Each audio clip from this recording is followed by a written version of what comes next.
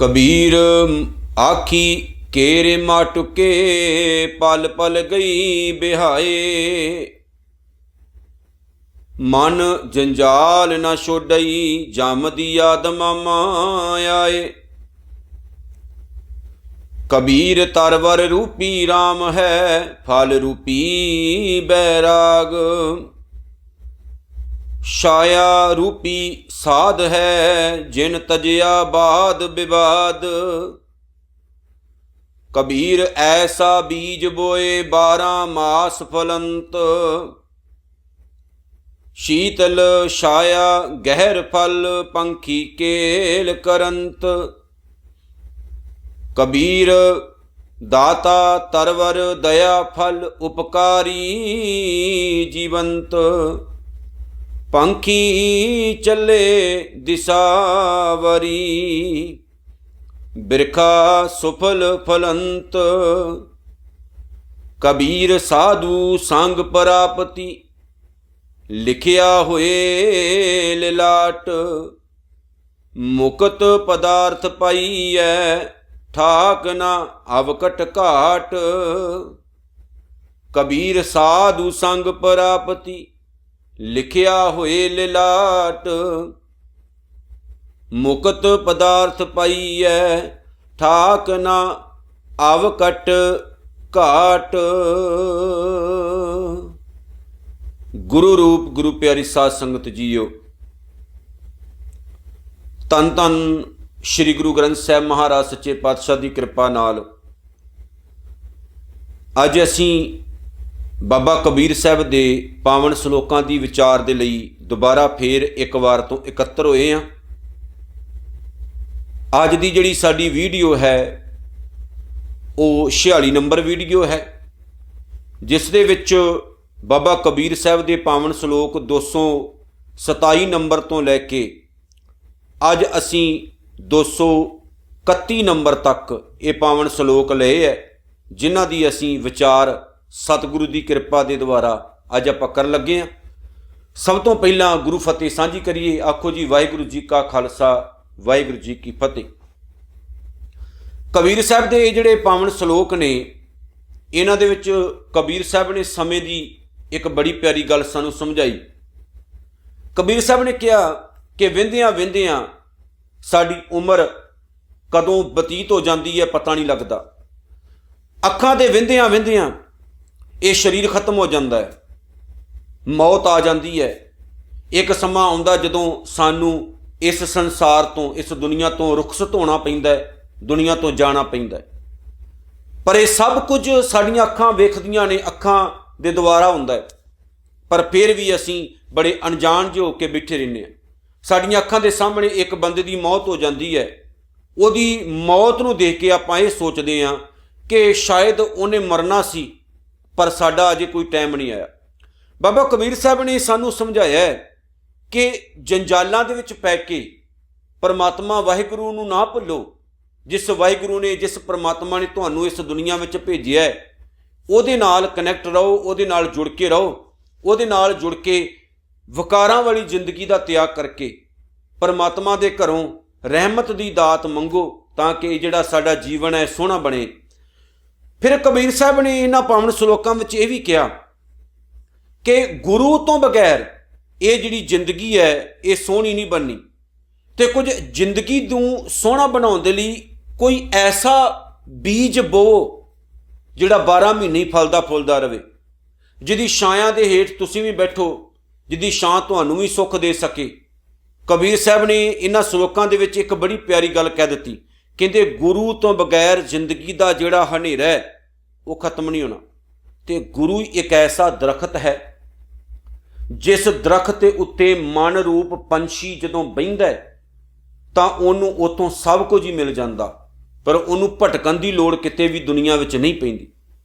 तो ये गल याद रखियो, गुरु रूप दरखत की छां हेठ बह के सानू शांति मिलनी है, आनंद मिलना है। नहीं तो आसे पासे टक्कर मारते रहोगे तो कुछ भी जिहड़ा प्राप्त है वो नहीं होने लगा। कबीर साहब ने अपनी जिंदगी दे विच बहुत कुछ ऐसा वेखिया सी जिहड़ा उन्होंने अपने बचनां दे विच उतार दिता। कबीर साहब ने इस दुनिया दे विच बड़े वड्डे वड्डे ठग वेखे जिहड़े लम्मे लम्मे चोले पा के ते धार्मिक पहरावा पहन के अपने आप नूं साधु जां संत अखवाउंदे हुंदे सी। पर बाबा कबीर साहब ने कहा वो नकलियां दे पिछे नहीं, कोई ऐसा चाहिदा है जिहड़ा सच्चा होवे, जिहदा जीवन उच्चा सुच्चा होवे, जिहड़ा आप तरिया होवे ते तुहानूं हत्थ फड़ के तार सके। जिहदे अपने पल्ले ही कख ना होवे वो तुहानूं मुक्त नहीं कर सकदा। मुक्त उही करदा है जिहड़ा खुद मुक्त है। बचा उही सकदा है जिहड़ा बचिया है। जिहड़ा आप बचिया नहीं, डुब्बिया है, वो तुहानूं कदी बचा नहीं सकदा। बाबा कबीर साहब दे ये पावन बचन जिंदगी दा एक बहुत वड्डा मायना सानूं सिखा जांदे ने जे आपां एक एक शब्द नूं सही तरीके दे नाल पढ़ के विचार के अपनी जिंदगी नूं उन्हां बचनां दे मुताबक ढालण दा यतन करांगे। याद रखियो, जिंदगी दे रस्ते उत्ते तुरदियां होइआं बहुत सारियां गलतियां ते बहुत सारियां भुल्लां इंसानी मन कोलों हुंदियां ने। इंसानी मन ही शरीर दे पासों गलत काम कराउंदा है। पर जदों आपां गुरु दा सहारा लैने आ, गुरु दी बांह फड़ के तुरदे आ, तां गुरु सानूं बहुत सारियां भुल्लां, बहुत सारे पापां तो, बहुत सारे कुकर्मां तो बचा के रखदा है।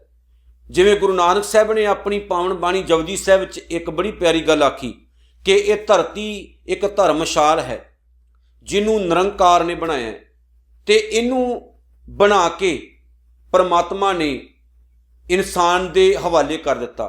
जिहड़ा शब्द आउंदा राती रुती थित्ती वार, पवन पानी अग्नि पाताल, तिस विच धरती थाप रखी धर्मशाल, तिस विच जी जुगत के रंग, तिनके नाम अनेक अनंत, करमी करमी होए विचार, सच्चा आप सच्चा दरबार। जे आपां इस दुनिया विच रह के गलत करदे हां ते उहदी विचार भी मिलदी है, उहदा दंड भी मिलदा है। चंगा करदे हां उहदा भी फल मिलदा है। सो चंगा अते माड़ा करना ये बंदे दे हाथ विच है, क्योंकि निरंकार ने सानू बना के सब कुछ साडे हवाले कर दिता। चाहे एक दिन दे विच ही सब कुछ साड़ दिओ ते चाहे हौली हौली इनू वरतो ते जिंदगी सोहनी बनाओ। पाप जां पुन बाहरों कितों नहीं आउंदे। पाप ते पुन असीं अपने अंदरों पैदा करदे हां। वो साडे उत्ते डिपेंड है, निर्भर है कि असीं अपनी जिंदगी नूं किस तरह का रंग देना ते किस तरह का जीवन अपना जीवना। सो आओ असीं रब्बी रूह धन धन भगत कबीर साहब दे इन्हां पावन सलोकां दी विचार अखर बाई अखर करिए। 227 नंबर सलोक है, कबीर आखी केरे माटुके। माटुके का मतलब है अखां नूं झमकना, इदां झमकदे ना आपां, अखां झमकनियां। आखी केरे माटके, आखी अखां, पल पल गई बिहाए। हुण इहदा मीनिंग ये बनदा है, कबीर साहब ने आख्या कि बद नसीब बंदा जिहड़ा वो अपने परिवार नूं पालन तक सीमित रहिंदा, दुनियादारी दे फर्ज निभाउण तक सीमित रहिंदा, इधर उधर दी भज दौड़ करदा रहिंदा, लेकिन ऐसे बदनसीब दे मूँह तो कदे निरंकार दा नाम नहीं निकलदा। कदे उहदे बनाए संसार नूं वेख के कदे उहदा शुकराना नहीं करदा ते जिंदगी नास्तिकां वाली बतीत करदा है। ऐसे बंदे दी जिहड़ी उम्र है वो अखां दे झमकण जितना समा ते पल पल करके बतीत हुंदी जा रही है, लंघदी जा रही, पल पल करके मिनट मिनट करके ये जिंदगी लंघदी जा रही। जिहड़ा समा लंघ जांदा है वो समा बैक नहीं आउंदा। याद रखियो, जिहड़ा समा बतीत हो जाए वो समा वापस नहीं मुड़दा है। प्रॉब्लम साडी ये है कि आपां अगांह तां तुरी जाने आ, पर पिछे जो गलतियां होईयां ने उन्हां दे वल झात मार के ते अपना जिहड़ा अग्गा है उहनूं आपां सवारन दा यतन नहीं करते, कोशिश नहीं करते हैं। मन जंजाल ना छोड़ई जम दिया दमामा आए। जिहड़ा साडा मन है ये जंजाल जिहड़े पए होए ने साडे अंदर, उन्हां जंजालां नूं छड्डदा नहीं। कित्थे मन छड्डदा? इन्ने जंजाल असीं खुद पैदा कर लैने आ, उन्हां विचों निकलना ही बड़ा औखा हो जांदा। जिवें सियाणे कहंदे मकड़ी आप ही जाला बनाउंदी है, आप ही विच फस जांदी। ऐदां ही आपां सब कुछ करदे, आप ही जाले बनाउने, आप ही विच फस जाने, आप ही फाहा पैदा करदे, आप ही फाहे दे विच जकड़े जाने। जम दिया दमामा आए ते पता नहीं लगदा कि कदों मौत जिहड़ी आ नगारा वजा दिंदी। भाव मौत आ जांदी है ते बंदे नूं जाना पैंदा ਬੰਦੇ ਦਾ ਸਰੀਰ ਖਤਮ ਹੋ ਜਾਂਦਾ। ਇਨਸਾਨ ਕਈ ਵਾਰ ਤਾਂ ਭੰਗ ਦੇ ਭਾੜੇ ਖਤਮ ਹੋ ਜਾਂਦਾ, ਉਹ ਤੋਂ ਬਾਅਦ ਉਹਨੂੰ ਯਾਦ ਕਰਨ ਵਾਲਾ ਵੀ ਕੋਈ ਨਹੀਂ ਹੁੰਦਾ। ਸੋ ਪਿਆਰਿਓ, ਇਹ ਸ਼ਲੋਕ ਇਹ ਦੱਸਦਾ ਹੈ ਕਿ ਸਾਨੂੰ ਪਰਮਾਤਮਾ ਦੇ ਵੱਲ ਅੱਖ ਪੁੱਟ ਕੇ ਵੇਖਣਾ ਚਾਹੀਦਾ, ਸਾਨੂੰ ਚੰਗੇ ਕੰਮ ਕਰਨੇ ਚਾਹੀਦੇ ਆ, ਸਾਨੂੰ ਜ਼ਿੰਦਗੀ ਦਾ ਮਾਇਨਾ ਸਮਝਣਾ ਚਾਹੀਦਾ, ਸਾਨੂੰ ਕਦੇ ਕਿਸੇ ਦਾ ਬੁਰਾ ਨਹੀਂ ਕਰਨਾ ਚਾਹੀਦਾ, ਬੁਰਾ ਨਹੀਂ ਬੋਲਣਾ ਚਾਹੀਦਾ, ਮਾੜੀ ਸੋਚ ਨਹੀਂ ਰੱਖਣੀ ਚਾਹੀਦੀ। ਮੌਤ ਯਾਦ ਰੱਖਣੀ ਚਾਹੀਦੀ ਹੈ ਕਿ ਹਰ ਬੰਦੇ ਨੇ ਦੁਨੀਆ ਤੋਂ ਜਾਣਾ ਤੇ ਕੋਈ ਵੀ ਇਸ ਦੁਨੀਆ 'ਚ ਸਦਾ ਨਹੀਂ ਰਹਿ ਸਕਦਾ, ਔਰ ਇਹ ਚੀਜ਼ ਸਮਝ ਹੋਣੀ ਚਾਹੀਦੀ। ਤੇ ਜਦੋਂ ਆ ਗਈ ਫਿਰ ਨਿਰੰਕਾਰ ਦਾ ਵਾਸਾ ਸਾਡੇ ਹਿਰਦੇ 'ਚ ਹੋ ਜਾਏਗਾ। ਅਗਲਾ ਸ਼ਲੋਕ ਹੈ, ਕਬੀਰ ਤਰਵਰ ਰੂਪੀ ਰਾਮ ਹੈ। ਰਾਮ ਭਾਵ ਨਿਰੰਕਾਰ ਪਰਮਾਤਮਾ। ਇਹ ਰਾਮਚੰਦਰ ਲਈ ਰਾਮ ਨਹੀਂ ਵਰਤਿਆ, ਰਾਮ ਜਿਹੜਾ ਹਰ ਇੱਕ ਜਗ੍ਹਾ ਤੇ ਵਿਆਪਕ ਹੈ। ਤਰਵਰ ਦਾ ਮਤਲਬ ਹੁੰਦਾ ਹੈ ਸੋਹਣਾ ਦਰਖਤ, ਸੋਹਣਾ ਰੁੱਖ। ਤਰਵਰ ਰੂਪੀ ਰਾਮ ਹੈ। ਕਬੀਰ ਸਾਹਿਬ ਕਹਿੰਦੇ ਨੇ ਕਿ ਵਿਕਾਰਾਂ ਦੀ ਤਪਸ਼ ਨਾਲ ਤਪ ਰਹੇ ਇਸ ਸੰਸਾਰ ਨੂੰ ਬਚਾਉਣ ਦੇ ਲਈ ਪਰਮਾਤਮਾ ਦਾ ਜਿਹੜਾ ਨਾਮ ਹੈ, ਭਾਵ ਵਾਹਿਗੁਰੂ ਜਿਹੜਾ ਹੈ, ਉਹ ਇੱਕ ਦਰਖਤ ਦਾ ਕੰਮ ਕਰਦਾ ਹੈ। ਵਾਹਿਗੁਰੂ ਦਾ ਨਾਮ, ਉਹਦਾ ਸਿਮਰਨ, ਉਹਦੇ ਪਾਵਨ ਗੁਣ ਇੱਕ ਦਰਖਤ ਦਾ ਕੰਮ ਕਰਦੇ ਨੇ। ਫਲ ਰੂਪੀ ਬੈਰਾਗ। ਤੇ ਜਿਹੜਾ ਇਨਸਾਨ ਇਸ ਪਾਵਨ ਦਰਖਤ ਦੇ ਹੇਠਾਂ ਬਹਿੰਦਾ ਹੈ, ਭਾਵ ਜਿਹੜਾ ਇਨਸਾਨ ਪਰਮਾਤਮਾ ਨਾਲ ਜੁੜਦਾ ਹੈ, ਜਿੱਥੇ ਉਹ ਇਹਦੀ ਠੰਡੀ ਠੰਡੀ ਛਾਂ ਪ੍ਰਾਪਤ ਕਰਦਾ ਹੈ, ਉੱਥੇ ਉਹਨੂੰ ਫਲ ਮਿਲਦਾ। ਕਿਹੜਾ? ਵੈਰਾਗ। ਵੈਰਾਗੀ ਬਣ ਜਾਂਦਾ, ਭਾਵ ਸੰਸਾਰ ਵਿੱਚ ਰਹਿੰਦਾ ਹੈ, ਦੁਨੀਆਦਾਰੀ ਦੇ ਸਾਰੇ ਕੰਮ ਕਾਰ ਕਰਦਾ ਹੈ, ਲੇਕਿਨ ਆਪਣੀ ਸੁਰਤ ਨੂੰ ਉੱਚਾ ਚੁੱਕ ਕੇ ਰੱਖਣ ਦਾ ਨਾਮ ਵੈਰਾਗ ਹੈ। ਦੁਨੀਆ ਦੇ ਵਿੱਚ ਰਹੋ, ਦੁਨੀਆ 'ਚ ਵਿਚਰੋ, ਦੁਨੀਆ ਦੇ ਸਾਰੇ ਕੰਮ ਧੰਦੇ ਕਰੋ, ਲੇਕਿਨ ਖੁਦ ਨੂੰ ਪਰਮਾਤਮਾ ਦੇ ਨਾਲ ਕਨੈਕਟ ਰੱਖੋ। ਇਹ ਵੈਰਾਗ ਰੂਪ ਫਲ ਵੀ ਉਹਨੂੰ ਪ੍ਰਾਪਤ ਹੁੰਦਾ ਤੇ ਜਿਉਂਦਿਆਂ ਜੀ ਉਹ ਮੁਕਤ ਹੋ ਜਾਂਦਾ। ਛਾਇਆ ਰੂਪੀ ਸਾਧ ਹੈ। ਇਸ ਦਰਖਤ ਦੀ ਜਿਹੜੀ ਛਾਂ ਹੈ ਉਹ ਗੁਰੂ ਹੈ। ਸਾਧ ਭਾਵ ਸਤਿਗੁਰੂ। ਗੁਰੂ ਇਸ ਰਾਮ ਰੂਪ ਪਰਮਾਤਮਾ ਦੇ ਨਾਮ ਰੂਪ ਦਰਖਤ ਦੀ ਛਾਂ ਹੈ। ਜਿਨ ਤਜਿਆ ਬਾਦ ਵਿਵਾਦ। ਤੇ ਬੈਰਾਗ ਰੂਪ ਫਲ ਤੇ ਇਹ ਪਾਵਨ ਛਾਂ ਉਸ ਬੰਦੇ ਨੂੰ ਪ੍ਰਾਪਤ ਹੁੰਦੀ ਹੈ ਜਿਹੜਾ ਇਨਸਾਨ ਦੁਨੀਆ ਦੇ ਸਾਰੀ ਝਗੜੇ ਝਮੇਲੇ ਛੱਡ ਦਿੰਦਾ ਹੈ, ਬਾਦ ਵਿਵਾਦ ਛੱਡ ਦਿੰਦਾ ਹੈ ਤੇ ਹਮੇਸ਼ਾ ਆਪਣੇ ਜੀਵਨ ਨੂੰ ਪਰਮਾਤਮਾ ਦੇ ਪਾਵਨ ਚਰਨਾਂ ਦੇ ਵਿੱਚ ਸਮਰਪਣ ਕਰਕੇ ਰੱਖਦਾ। ਹੁਣ ਇਹ ਸ਼ਲੋਕ ਕੀ ਦੱਸਦਾ ਕਿ ਬੰਦੇ ਇੱਕ ਚੀਜ਼ ਯਾਦ ਰੱਖੀ, ਜਦੋਂ ਤੈਨੂੰ ਕਿਤੇ ਵੀ ਆਸਰਾ ਨਾ ਮਿਲੇਗਾ, ਪਰਮਾਤਮਾ ਹੀ ਇੱਕ ਐਸਾ ਆਸਰਾ ਹੈ ਜਿੱਤੋਂ ਤੂੰ ਕੁਝ ਵੀ ਮੰਗੇਗਾ ਤੈਨੂੰ ਮਿਲ ਜਾਏਗਾ, ਪਰ ਮੰਗ ਚੰਗੀ ਹੋਏਗੀ। ਜਦੋਂ ਤੂੰ ਵਾਹਿਗੁਰੂ ਦੇ ਚਰਨੀ ਜਾ ਕੇ ਲੱਗੇਗਾ ਤੇ ਗੁਰੂ ਛਾਂ ਬਣ ਕੇ ਤੇਰੀ ਤਪਸ਼ ਮਿਟਾ ਦੇਗਾ ਤੇ ਤੈਨੂੰ ਖਾਣ ਲਈ ਫਲ ਵੀ ਮਿਲਣਗੇ ਵੈਰਾਗ ਰੂਪੀ, ਤਾਂ ਕਿ ਤੇਰਾ ਜੀਵਨ ਜਿਹੜਾ ਉਹ ਪਿਆਰਾ ਬਣ ਸਕੇ ਤੇ ਤੈਨੂੰ ਘਰ-ਬਾਰ ਛੱਡਣ ਦੀ ਲੋੜ ਨਹੀਂ ਪੈਣੀ। ਆਪਣੇ ਪਰਿਵਾਰ ਵਿੱਚ ਰਹਿ ਕੇ ਜ਼ਿੰਮੇਵਾਰੀਆਂ ਨਿਭਾਉਂਦਿਆਂ ਆਪਣੇ ਜੀਵਨ ਨੂੰ ਨਿਰੰਕਾਰ ਨਾਲ ਜੋੜ ਕੇ ਰੱਖਣਾ। ਇਹ ਤੋਂ ਅਗਲਾ ਸ਼ਲੋਕ ਹੈ, ਕਬੀਰ ਦਾਤਾ ਤਰਵਰ। ਦਾਤਾ ਕੌਣ ਹੈ? ਦਾਤਾਂ ਦੇਣ ਵਾਲਾ। ਵੇਖੋ ਹੁਣ, ਦਾਤਾਂ ਦੇਣ ਵਾਲਾ ਪਰਮਾਤਮਾ ਹੈ ਤੇ ਪਰਮਾਤਮਾ ਹੀ ਗੁਰੂ ਹੈ। ਆਪਾਂ ਗੁਰੂ ਨੂੰ ਵੀ ਦਾਤਾ ਕਹਿੰਦੇ ਹਾਂ। ਹੁਣ ਸਮਝਿਓ, ਕਬੀਰ ਦਾਤਾ ਤਰਵਰ, ਦਇਆ ਫਲ ਉਪਕਾਰੀ ਜੀਵੰਤ। ਹੁਣ ਇੱਥੇ ਕਬੀਰ ਸਾਹਿਬ ਨੇ ਜੋ ਲਿਖਿਆ ਉਹਨੂੰ ਪ੍ਰੋਫੈਸਰ ਸਾਹਿਬ ਸਿੰਘ ਹੋਣਾ ਨੇ ਬੜਾ ਸੋਹਣਾ ਖੋਲਿਆ। ਉਹਨਾਂ ਨੇ ਆਖਿਆ, ਹੇ ਕਬੀਰ, ਉਹ ਸਾਧੂ ਜਿਹਨੇ ਬਾਦ ਵਿਵਾਦ ਛੱਡ ਦਿੱਤਾ, ਜਿਹੜਾ ਦੁਨੀਆ ਦੇ ਝਗੜੇ ਝਮੇਲਿਆਂ 'ਚ ਨਹੀਂ ਪੈਂਦਾ, ਜਿਹੜਾ ਆਪਣੇ ਆਪ ਨੂੰ ਉਪਰਾਮ ਰੱਖਦਾ, ਦੁਨੀਆ ਨੂੰ ਸ਼ਾਂਤੀ ਦਾ ਉਪਦੇਸ਼ ਦਿੰਦਾ, ਧਰਮ ਦੇ ਨਾਂ 'ਤੇ ਲੜਾਈਆਂ ਨਹੀਂ ਕਰਾਉਂਦਾ, ਜਿਹੜਾ ਈਰਖਾ ਦਵੈਸ਼ ਨਹੀਂ ਕਰਦਾ, ਜਿਹੜਾ ਸਭਨਾਂ ਨਾਲ ਪਿਆਰ ਕਰਦਾ ਹੈ, ਜਿਹੜਾ ਹਰੇਕ ਇਨਸਾਨ ਨੂੰ ਸਤਿਕਾਰ ਦਿੰਦਾ, ਜਿਹੜਾ ਨਿਰੰਕਾਰੀ ਨਿਯਮ ਦੇ ਵਿੱਚ ਪਲਦਾ ਹੈ, ਦੂਜਿਆਂ ਨੂੰ ਸੱਚ ਦੀ ਸਿੱਖਿਆ ਦਿੰਦਾ ਹੈ, ਐਸਾ ਸਾਧ ਰੂਪ ਸਤਿਗੁਰੂ ਜਿਹੜਾ ਉਹ ਆਪਣੀ ਸਾਰੀ ਉਮਰ ਉਪਕਾਰ ਵਿੱਚ ਬਤੀਤ ਕਰਦਾ, ਪਰਉਪਕਾਰ ਕਰਦਾ ਹੈ। ਉਪਕਾਰੀ ਜੀਵੰਤ, ਉਹ ਜਿਉਂਦਾ ਕਿੱਦਾਂ? ਦੁਨੀਆ ਲਈ ਕੁਝ ਚੰਗਾ ਕਰਨ ਦੇ ਲਈ ਜਿਉਂਦਾ, ਭਾਵੇਂ ਉਹਨੂੰ ਆਪਣੇ ਸਰੀਰ ਦੀ ਕੁਰਬਾਨੀ ਵੀ ਕਰਨੀ ਪੈ ਜਾਏ ਤੇ ਉਹ ਕਰਨ ਲਈ ਤਿਆਰ ਹੁੰਦਾ। ਫਿਰ ਅਗਲੀ ਗੱਲ, ਪ੍ਰਭੂ ਦੇ ਨਾਮ ਦੀ ਦਾਤ ਦੇਣ ਵਾਲਾ ਉਹ ਸਾਧੂ ਰੂਪ ਸਤਿਗੁਰੂ ਜਿਹੜਾ ਉਹ ਇਸ ਤਪਦੇ ਹੋਏ ਸੰਸਾਰ ਲਈ ਇੱਕ ਦਰਖਤ ਬਣ ਜਾਂਦਾ।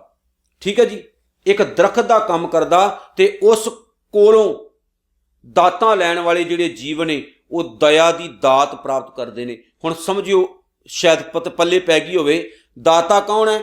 ਦਾਤਾ ਹੈ ਤਰਵਰ। तरवर की है जी? दरखत। दाता निरंकार वाहिगुरू प्रभु परमात्मा, ਉਹਦੇ ਕੋਲੋਂ ही दातां लैके ਗਾਂ सतगुरु दाता बन के ते ठंडी ठंडी जिहड़ी छां है वो दिंदा है ते जीवन जिहड़ा वो इंसान दा सोहना बना दिंदा है। इत्थे सतगुरु नूं भी दरखत आख्या गया कि सतगुरु भी एक दरखत दी न्याई हुंदा जिहड़ा दया दा फल दिंदा दुनिया नूं ते दुनिया दे लई ही जिउंदा है। आपां दरखत वाल वेखदे हां, वेखो आप इन्ने दुख झलदा लेकिन जदों उहदे थल्ले जाके बहिने तो वह सानूं ठंडी ठंडी छां दिंदा। इदां ही सतगुरु है, उपकारी है, गुणां दा दाता है, दया रूप फल देण वाला है ते इस तपदे सड़दे संसार नूं सोहना बनाउंदा है ते ठंडक दिंदा है। पंखी चले दिशावरी, दिशावरी दा मतलब है बहुत सारियां दिशावां दे विच भटकना, एक जगह ते ना बैठना। पंखी कौन है? साडा जिहड़ा मन है, ਆਪਾਂ ਸਾਰੇ ਪੰਛੀ हैं। ਹੁਣ ਕੀ ਕਿਹਾ ਇਹਦੇ ਵਿੱਚ? ਪੰਖੀ ਚੱਲੇ ਦਿਸ਼ਾਵਰੀ ਬਿਰਖਾ ਸੋ ਫਲ ਫਲੰਤ। ਸੰਸਾਰੀ ਜੀਵ ਤਾਂ ਹੋਰ ਧੰਦਿਆਂ ਵਿੱਚ ਰਾਤ ਦਿਨ ਰੁੱਝੇ ਰਹਿੰਦੇ ਨੇ, ਪਰ ਗੁਰਮੁਖ ਸਾਧ ਸਦਾ ਇਹੀ ਸਿੱਖਿਆ ਦਿੰਦਾ ਹੈ ਕਿ ਸਭ ਨਾਲ ਦਇਆ ਅਤੇ ਪਿਆਰ ਨਾਲ ਵਰਤੋਂ ਵਿਵਹਾਰ ਰੱਖੋ, ਇਹ ਦੁਨੀਆ ਬਾਰ-ਬਾਰ ਨਹੀਂ ਮਿਲਣੀ। ਪੰਖੀ ਚੱਲੇ ਦਿਸ਼ਾਵਰੀ, ਆਪਾਂ ਸਾਰੇ ਭਟਕਦੇ ਹਾਂ, ਸਾਨੂੰ ਭਟਕਣਾ ਲੱਗੀ ਹੋਈ ਆਪਾਂ ਟਿਕ ਕੇ ਨਹੀਂ ਬਹਿੰਦੇ ਇੱਕ ਜਗ੍ਹਾ ਤੇ, ਨਾ ਸਾਡਾ ਮਨ ਇੱਕ ਜਗ੍ਹਾ ਤੇ ਟਿਕ ਕੇ ਬਹਿੰਦਾ, ਕਦੀ ਕਿਸੇ ਦਿਸ਼ਾ 'ਚ ਕਦੀ ਕਿਸੇ। ਜਿਵੇਂ ਅੱਜ ਦੇ ਸਿੱਖਾਂ ਨੂੰ ਸਬਰ ਨਹੀਂ, ਕਦੇ ਰਾਧਾ ਸਵਾਮੀ ਹੈ, ਕਦੇ ਨਿਰੰਕਾਰੀ ਹੈ, ਕਦੇ ਨੂਰ ਮੈਲੀਏ, ਕਦੇ ਲੱਖਾਂ ਵਾਲਾ, ਕਦੇ ਬੇਰੀ ਲਾਲ, ਸੇਰੀ ਲਾਲ, ਕਦੇ ਨਕੋਦਰੀਆ, ਫਲਾਣਾ ਢੀਂਗੜਾ, ਤੁਰੇ ਫਿਰਦੇ ਆਪਾਂ। ਸਾਨੂੰ ਟਿਕਾਓ ਨਹੀਂ ਇੱਕ ਜਗ੍ਹਾ ਤੇ। ਸਾਨੂੰ ਵੱਧ ਹੁਣ ਸਿੱਖਾਂ ਨੇ ਨਵੀਂ ਭੇਡ ਚਾਲ ਸ਼ੁਰੂ ਕੀਤੀ, ਉਹ ਈਸਾਈ ਬਣਨ ਲੱਗ ਪਏ ਹੁਣ, ਸ਼ਾਇਦ ਉੱਥੇ ਜਾ ਕੇ ਕੁਝ ਜ਼ਿਆਦਾ ਮਿਲ ਜਾਏ, पर मंगतियां वाला ही जीवन रहना, बस टक्कर ही खाते रहना। पंखी चले दिशावरी, आप सारे पंछी तो भज्जे ही फिरते हैं आसे पासे। बिरखा, बिरखा कौन है? सतगुरु दरखत है नाम रूप। सो फल फलंत, वो सानू एक बड़ी प्यारी सिक्ख्या दिंदा है। वो सिक्ख्या की दिंदा है? वो दया दी सोहनी दात दिंदा है ते कहंदा ऐ दुनिया दे लोको संसार नाल प्यार करो, एक दूजे नाल प्यार करो, मुहब्बत करो, तुहाडा ये जीवन जिहड़ा सोहना बनेगा। अगला श्लोक है कबीर साधु संग प्राप्ति, लिखिया होए ललाट। कबीर साहब कहंदे ने साधु भाव गुरु, गुरु रूप जिहड़ा साधु है उहदी संगत जिस मनुख नूं प्राप्त हुंदी है ना, उहदे बड़े वड्डे भाग हो जांदे ने। ते दूजी गल मैं कह देवां, बड़ियां वड्डियां भागां नाल गुरु की संगत की सानू प्राप्त हुंदी। साधु संग प्राप्ति, गुरु की संगत की प्राप्ति, लिखिया होए ललाट, चंगे लेखां नाल मिलदी। भाव इंसान गुरु नूं जदों मिलदा उहदा जीवन उच्चा चुक्या जांदा। मुकत पदार्थ पाई है, फिर गुरु कोल बह के वो जिउंदियां जी ही मुकत हो जांदा, ऐसा फल नूं मिलदा, जीवन ही मुकत हो जांदा। ठाक ना अवघट घाट, ये धर्म के रस्ते उत्ते जदों वो तुरदा, सच के रस्ते उत्ते जदों वो तुरदा, जिहड़ा कि बहुत औखा रस्ता मन्निया जांदा, फिर दुनिया का कोई भी इंसान उहदे रस्ते दे विच रुकावट नहीं पैदा कर सकता। सो आओ प्यारिओ, इन्हां पावन बचनां नाल समाप्ति करिए ते जीवन ढालीए ते गुरुबाणी नूं अपने जीवन का आधार बनाइए। भुल चुक दी खिमा, सतगुरु जी कृपा करन, जीवन सुहेला बने। नानक नाम चढ़दी कला, तेरे भाणे सरबत दा भला। वाहिगुरू जी का खालसा, वाहिगुरू जी की फतेह।